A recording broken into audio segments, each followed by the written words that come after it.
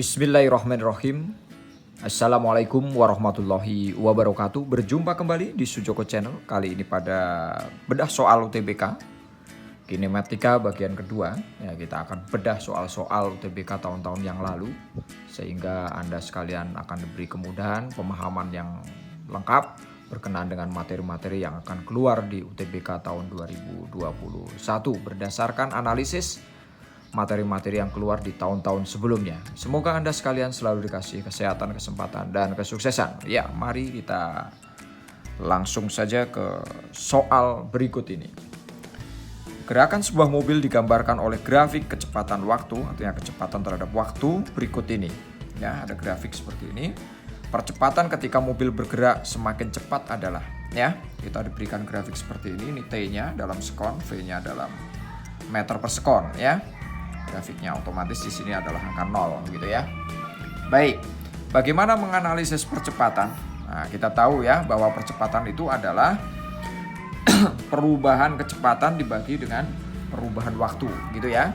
Nah, dari grafik ini kalau kita nanti sebenarnya cepat, tapi ini saya analisis sedikit supaya Anda dapat pemahaman yang lebih nanti untuk ketika pertanyaannya ditanya untuk hal-hal yang lain ya. Pada grafik dari yang pertama ini, nah grafiknya kita punya dua ya. Ini adalah GLB, gitu ya.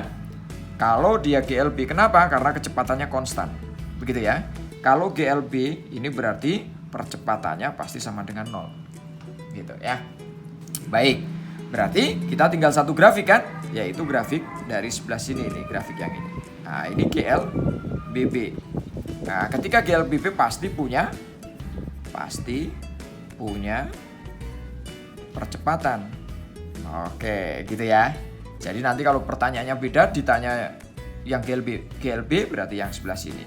Tapi ketika ditanya yang GLBB punya percepatan, berarti kita yang cari yang grafiknya miring. Ketika dia miring ke atas berarti dipercepat, kalau dia nanti miringnya ke atas kanan gitu, kalau ke bawah dia berarti diperlambat. Baik, itu analisisnya ya. Nah, bagaimana kita mencari percepatan? Ya mudah ya, kan dia beda kecepatan dibagi dengan beda waktu gitu ya. Jadi percepatannya sama dengan itu delta V per delta T gitu ya.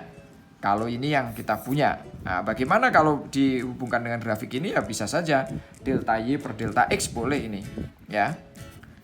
Delta Y per delta X. Nah, dari mana ini? Karena delta Y ini sebenarnya delta V, karena ini V2, ini V1 ya. Ini T1, ini T2 gitu kan.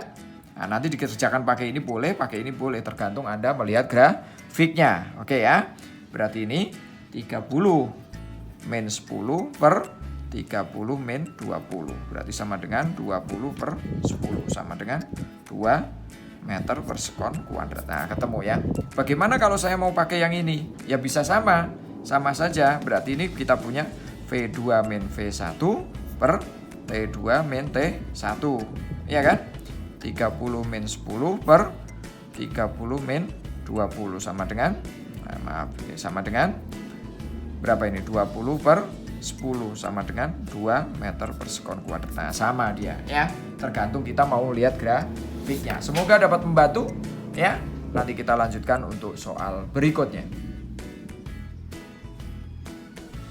Baik, kita lanjutkan lagi sekarang di soal yang kedua ya. Tantangannya lebih mantap ini ya. Tapi sekali lagi ya, nanti akan kita bedah, kita analisis dengan cara yang sederhana, menggunakan konsep-konsep yang saya yakin Anda sudah paham. Oke ya.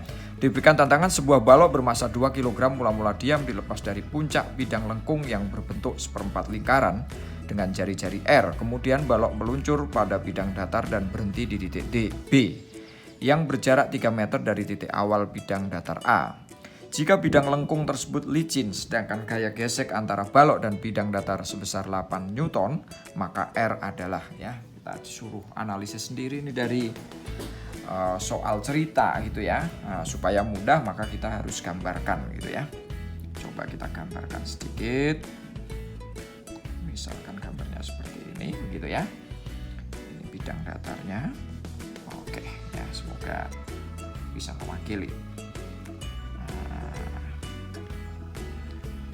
R-nya ya. R-nya, baloknya di sini misalkan. Oke, dia meluncur berarti titik A-nya di sini. Ini titik B-nya, ini jaraknya 3 meter. Nah, gitu ya, gambarnya sederhana gitu. Ini licin ya, dia katakan dia licin. Jadi tidak ada gaya gesek. Gaya geseknya pada saat bekerja dari A sampai ke B, begitu ya. Analisisnya begitu. Nah, bagaimana menganalisis soal-soal yang seperti ini? Mudah ya. Ini berarti ada definisi ya. Anda sudah belajar bahwa usaha atau bisa saja usaha adalah perubahan energi kinetik. Bisa saja pakai hukum kalian energi mekanik gitu ya. Ya. EP1 plus EK1 sama dengan EP2 plus EK2 gitu. Bisa gitu ya. Bagaimana menganalisisnya? Nanti mudah ya. Saya akan berikan beberapa alternatif. Kalau kita pakai definisi yang pertama bahwa usaha adalah perubahan energi kinetik gitu. Berarti ini sama dengan ini kan jaraknya dia bergerak dari sini sampai sini. Berarti jaraknya adalah R gitu ya. Berarti kita punya MGR gitu ya, MG. Ini beratnya kali jaraknya R sama dengan delta EK ya. Berarti ini EK2 min EK1. Nah, bola dilepas, baloknya dilepas. Pada saat dilepas berarti kecepatan pertamanya V1-nya sama dengan 0 kan gitu ya. V1-nya sama dengan 0. Ini karena dilepas ya. Ada berarti ini EK-nya ini pasti sama dengan 0. Ya, berarti MGR-nya akan sama dengan setengah MV2 kuadrat gitu ya. 2 artinya keadaan ini keadaan 1, ini keadaan 2. Nah, kita tinju. 2 ini berarti sama dengan VA kan? Maka kita bisa tuliskan MGR-nya sama dengan setengah MVA kuadrat. Nah, biar analisisnya nanti jalan, kita sudah punya V di A, nanti kita tinggal cari V di B. Iya kan? Oke, M-nya bisa dicoret. Ya, ini dipindah. Berarti setengah VA sama dengan GR. Gitu ya. Berarti VA-nya, VA kuadrat ya. VA-nya sama dengan 2GR, gitu ya. Diakarkan. Nah, karena ini kuadrat kan diakar. Nah, selesai VA-nya. Ya. Sekarang kita bahas tentang perlambatan. Gitu ya. Perlambatan. Berarti kita kan ada gaya di sini, ada gaya gesek. Ya. Yang bekerja adalah gaya gesek aja. Kita punya sigma F sama dengan M kali A. Ya. Berarti ini gaya gesek doang kan? Gaya gesek saja kan, baloknya sekarang sampai sini. Gaya geseknya bekerja ke kiri nih, FG-nya. Ya kan? Dia meluncur karena tadi ada kecepatan sebesar VA. Oke? Maka sama dengan M kali A. Begitu ya? Nah, FG-nya berapa? FG-nya di sini tadi gaya geseknya sebesar 8. Berarti ini 8 sama dengan M-nya, masanya 2 kali A. Ya. Berarti A-nya sama dengan 8/2. Ya, A-nya sama dengan 4 meter per sekon kuadrat. Nah, ketemu. Sekarang kita punya variabel V, VA sama A. Pasti V di B kita bisa cari nih, ya. V di B karena dia dikatakan berjarak 3 meter, berarti ini V di sini pasti ini berhenti kan. Ini VB-nya sama dengan 0. Dia berhenti nih. Gitu ya, catatannya. Berhenti. Oke? Jelas ya? Oke, kita sekarang cari pakai apa? Kalau dia punya percepatan pasti GL BB gitu. Nah, gitu ya. Oke, kita lihat sekarang. Di GL BB ini berarti gerak diperlambat ya. Kita punya persamaan awalnya VT sama dengan V0 plus AT kan gitu ya. AT VT kuadrat sama dengan V0 kuadrat plus 2AS. S sama dengan V0T plus setengah AT kuadrat. Nah, ini diulang-ulang ya supaya nanti Anda paham dengan sendirinya. Ya, dengan sendirinya. Baru kita pakai ya. Sekarang kita punya apa dari 3 persamaan ini? Oh, kita punya VB. VB-nya sama dengan 0. Kita punya V0-nya berarti sama dengan VA. Sekarang ini kan bergeraknya dari A ke B. Ini VA, ini VB, kan gitu ya. Oke. Ya, jaraknya kita punya S-nya sebesar 3 meter nih jaraknya S-nya. Oke, paham? Oke, sekarang kita tulis ya. Karena ini diperlambat, berarti kan A-nya negatif ya. Ini Diperlambat, ini diperlambat. Berarti A-nya sama dengan negatif. Kan gitu ya. Berarti nanti kita masukkan A-nya negatif 4. Oke, jelas? Paham? Oke, sekarang kita ganti. Ini kita pakai persamaan yang kedua. Oke ya. Berarti VB kuadrat sama dengan VA kuadrat. Ya. Plus 2AS. Ya, hati-hati, ini 0 sama dengan VA-nya berapa? Akar 2GR kuadrat plus 2 kali minus 4 kali S-nya 3. Berarti 0 sama dengan 2GRU dikurangi gitu ya. Karena akar dikuadratkan hilang. Ini berapa? 8, ini 24 ya. 24. Nah, ini beda ya. Berarti 2GR-nya sama dengan 24. Oke, paham ya? Ya. Berarti G-nya nanti kita pakai berapa angkanya? 10 ya, biar enak ini berarti. Ini 2 kali 10 R sama dengan 24. Karena nggak ada berarti kita bisa pakai 10, oke? Ya, maka ini kita bisa cari R-nya sama dengan 24 per 20. Berarti R-nya sama dengan berapa nih? 1,2 meter. Oke, ya, mudah ya? Oke, ya analisisnya begitu. Sepertinya panjang tapi karena tadi kita coba buka satu-satu berarti biar Anda pemahamannya lengkap. Baik, kita lanjutkan untuk soal berikutnya. Baik, kita lanjutkan untuk tantangan yang ketiga. Ini tipe gabungan dua buah gerak lagi ya. Bola X yang jatuh bebas dari ketinggian D bertabrakan dengan bola Y yang dilempar ke atas dari tanah dengan kelajuan awal V. Tabrakan tadi berlangsung pada saat T gitu ya. Jadi kita punya dua buah bola. Ya, kita analisis sekarang dengan gambar sederhana. Misalkan ini bolanya ya. Ini jatuh bebas, gerak jatuh bebas. Ya. Berarti kalau gerak jatuh bebas ini V0-nya sama dengan 0 kan gitu ya. Ini kita punya bola kedua yang dilempar ke atas. Gitu. Ya, dengan kecepatan V0-nya sama dengan V kan gitu ya. Oke. Nah, jarak dari sini sampai sini. Nah, ini D ya. Ya, karena bola X-nya ini bola X, ini bola Y ya. Nah, bola X-nya dijatuhkan dari ketinggian D, berarti jaraknya dari dasar dia D. Anggap saja ini bola pertama ya. Ini bola pertama, ini bola kedua, boleh gitu.